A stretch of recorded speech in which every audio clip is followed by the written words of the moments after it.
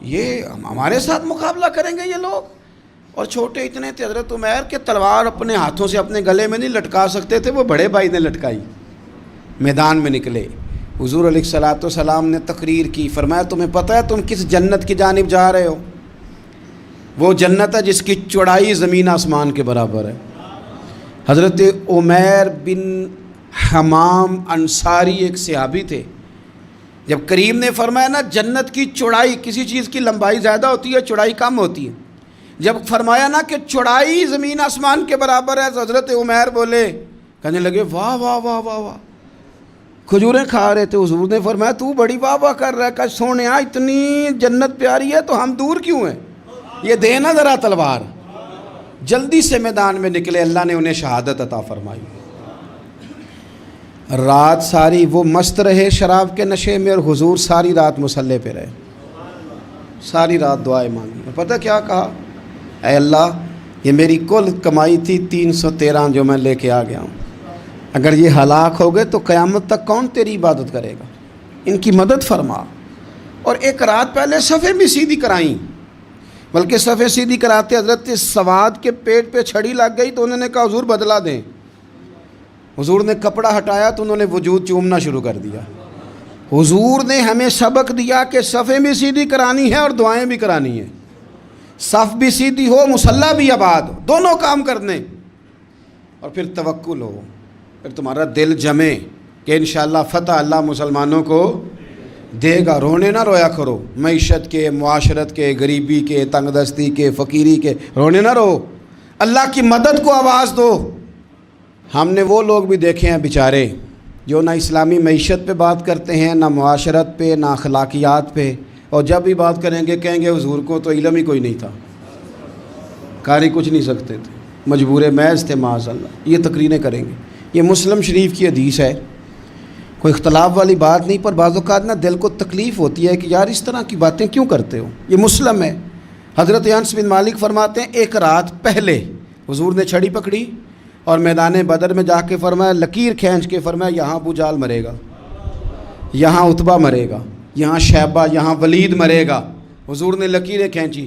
فرماتے ہیں باقی لوگ جنگ لڑ رہے تھے اور میں چپ کے لکیریں بھی دیکھ رہا تھا کہ حضور نے لگائی تھی۔ فرماتے ہیں اللہ کی عزت کی قسم، کوئی کافر 1 انچ بھی ادھر ادھر نہیں ہوا، جہاں نبی پاک نے لکیر لگا دی تھی وہیں مرا ہے۔ یہ شان اللہ نے حضور کو دی ہے، حضور کے علم مبارک کا یہ کمال ہے۔ نہ اس طرح کی باتیں کریں جس سے امت تقسیم ہو۔ سویرے جنگ شروع ہوئی، صبح 3 کافر میدان میں نکلے، عتبہ، شیبہ اور ولید، 3 انصاری مسلمانوں کی جانب سے مقابلے میں نکلے۔ لیکن وہ تکبر جو ہوتا ہے نا وہ جان چھوڑتا نہیں، تو ولید کہنے لگا، عتبہ شیبہ کہنے لگے ہم نے نہیں ان سے لڑنا، یہ تو ہمارے پائے کے ہی نہیں، کوئی قریش میں سے بھیجو، قریش میں سے۔ آپ نے کون سا ناراض ہونا ہے، ویسے چودھریوں کے بچے، سیٹھوں کے بچے کچھ بھی نہیں کر پاتے، کیونکہ ساری زندگی لوگ چودھری صاحب کہہ کے دماغ ہی نہیں ٹھیک ہونے دیتے، وہ رہ جاتا ہے کام سے ہی۔ میرے حضرت صاحب فرمایا کرتے تھے، میرے استاد جی، کسی گھر میں علم چلا جائے تو کئی دفعہ نکل آتا ہے، لیکن کسی گھر میں پیری مریدی چلی جائے وہ نہیں نکلتی، کیونکہ پیر کا بیٹا جس طرح کا بھی ہو لوگ پیر مان ہی لیتے ہیں۔ اور اسی طرح کسی گھر میں چودراہٹ چلی جائے تو وہ بھی باہر نہیں آتی۔ بچوں کو لوگ چودھری کہہ دیتے ہیں، اس بیچارے کا بھی دماغ خراب ہوتا ہے، کچھ کر ہی نہیں پاتا۔ یہ چودراہٹ ہر جگہ مصیبت کھڑی کرتی ہے، اللہ ماشاء اللہ۔ ولید کہنے لگا ہم نے نہیں لڑنا، یہ ہمارے پائے کے بندے پہ جو انصاریوں سے لڑے۔ تو فطرت مسکرا کے کہہ رہی تھی لگتا ہے تمہارا جلدی مرنے کا ارادہ ہے، ٹھیک ہے۔ پھر نبی کریم نے فرمایا ٹھیک ہو گیا، چلو۔ ابو عبیدہ بن جراح اٹھے، حضرت عبیدہ اٹھے، حضور نے فرمایا اب اللہ کا شہر امیر حمزہ اٹھے، حضرت امیر حمزہ اٹھے۔ تیسرے نمبر پہ حضور نے فرمایا یا علی یکم، علی اٹھ نہ جار، ذرا نکلنا میدان میں۔ دیواریں ہلتی رہتی ہیں اور در کانپ جاتا ہے، علی کا نام سن کے اب بھی خیبر کانپ جاتا ہے۔ حضرت علی شیر خدا رضی اللہ تعالیٰ عنہ، مولا کائنات اٹھے، حضرت امیر حمزہ اٹھے، حضرت عبیدہ اٹھے، عتبہ کے مقابلے میں گئے، حضرت امیر حمزہ قتل کیا اپنے دشمن کو، شیبہ کے مقابلے میں گئے حضرت عبیدہ، لیکن حضرت عبیدہ بوڑھے تھے، اس نے ان پہ حملہ کیا، ان کا پیر کاٹ دیا۔ حضرت علی نکلے ولید کے مقابلے میں، 2 ہی ضربیں لگائیں، ولید کا سر کاٹ کے حضرت عبیدہ کی مدد کو بھی پہنچ گئے حضرت علی، اس کو بھی قتل کیا۔ پھر حضرت عبیدہ کو اپنے کندھوں پہ اٹھایا، نبی پاک کی بارگاہ میں لائے، انہوں نے حضور کے قدموں کو چوم کے کہا حضور مجھے شہادت ملی کہ نہیں ملی؟ تو نبی پاک نے فرمایا رب نے تمہیں شہادت کا درجہ دے دیا ہے۔ اب میدان میں جہاد شروع ہوا، لڑائی شروع ہوئی، لوگ نکلے حضرت زبیر بن عوام بھی برچھی لے کے، ایک کافر نکلا، آس اس کا نام تھا، وہ سارا لوہے کا لباس پہن کے آ گیا، صرف آنکھیں نظر آ رہی، بڑے مسلمانوں کو زخمی کر رہا تھا، اب کیسے لڑیں اس کے خلاف؟ تو حضرت زبیر بن عوام کے ہاتھ میں برچھی تھی، بس آنکھیں نظر آ، اتنی زور سے اللہ اکبر کہہ کے برچھی ماری نا کہ اس کا آپ نے گلا ہی کاٹ کے رکھ دیا، ہر چیز اس کے دماغ سے باہر نکل آئی، زمین پہ تڑپا۔ وہ برچھی اتنی پسند آئی نبی پاک کو، حضور کو صرف تسبیح پسند نہیں آتی، برچھی بھی پسند آتی ہے۔ حضور کو صرف تلاوت والا مومن نہیں، جہاد والا بھی پسند آتا ہے۔ اصل پتہ مسئلہ کیا ہے کہ مسلمان نا ایک چیز دیتے ہیں پھر اسی کا شکار اور دوسری کو چھوڑ دیتے ہیں۔ دین ہمہ پہلو ہے، آپ سجدے کی بات بھی کریں، جہاد کی بھی کریں، دونوں دین ہیں۔ اور یہ یاد رکھیں کہ اسی سے مسلمان مضبوط ہوتا ہے۔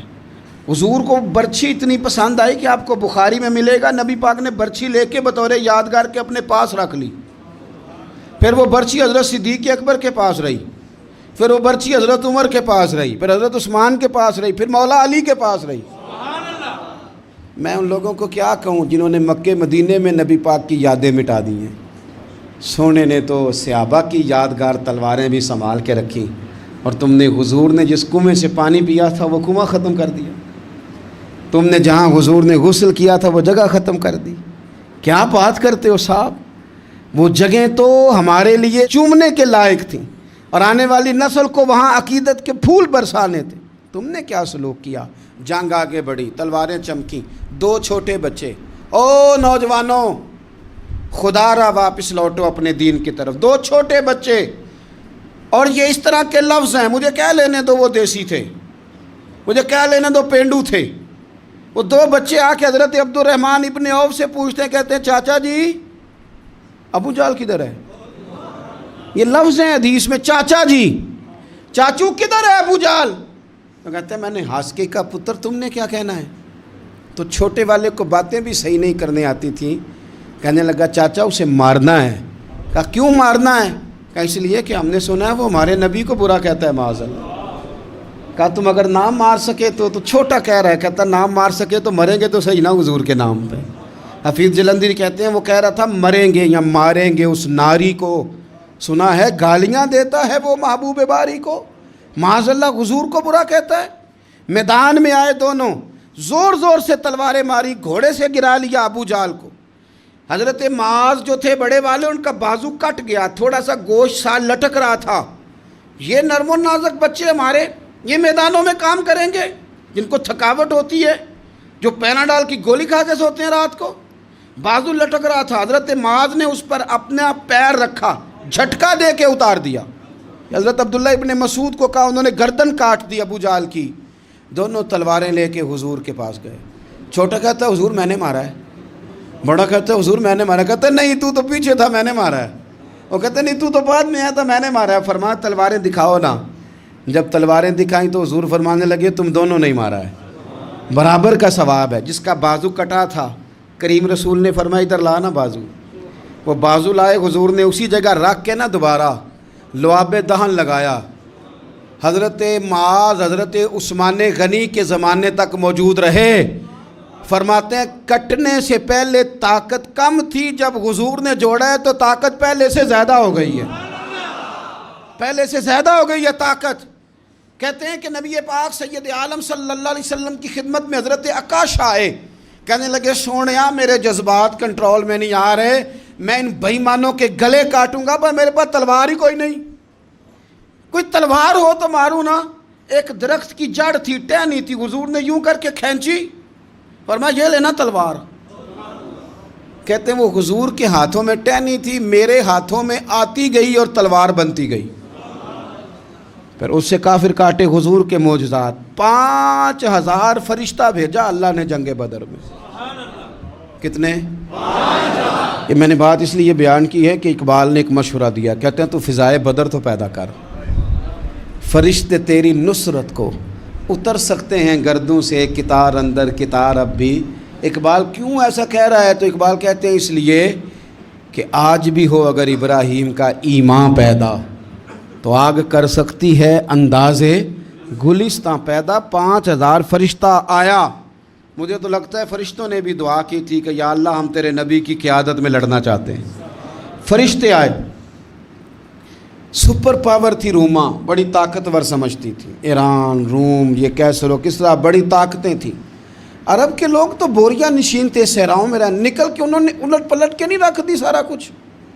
علامہ اقبال سے کسی نے پوچھا تھا کہ مسلمان دوبارہ سے کبھی میدانوں میں آئیں گے؟ تو اقبال کہنے لگے ہاں ہاں ضرور آئیں گے، آئیں گے، یہ نکلیں گے۔ کیا کس طرح؟ کہنے لگے میں نے فرشتوں سے سنا ہے، نکل کے صحرا سے جس نے روما کی سلطنت کو الٹ دیا تھا، نکل کے صحرا سے۔ قدسی کہتے ہیں فرشتوں کو، اقبال کہتے ہیں رات وہ باتیں کر رہے تھے، میں نے سنا ہے کہ نکل